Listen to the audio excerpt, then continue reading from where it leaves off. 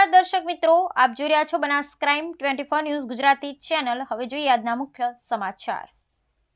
બનાસકાંઠા જિલ્લામાં લકી ડ્રોના આયોજકોને નથી રહ્યો કોઈ સરકાર કે કાયદાનો ડર। બનાસકાંઠા જિલ્લામાં લોભામણા લકી ડ્રોનો ધમધમાટ હજુ પણ યથાવત જોવા મળી રહ્યો છે। પોલીસ કાર્યવાહી વચ્ચે પણ લકી ડ્રો યોજાશે તેવા આયોજકોનો વિડીયો વાયરલ થયો। જિલ્લાના સરહદી વિસ્તારમાં યોજાઈ રહ્યા છે ઠેર ઠેર લકી ડ્રો। લોભામણી લાલચો આપી લકી ડ્રોના આયોજકો ગરીબ લોકોને બનાવી રહ્યા છે શિકાર। ગેરકાયદેસર યોજાતા લકી ડ્રો સામે સ્થાનિક પોલીસ ક્યારે કરશે કડક કાર્યવાહી?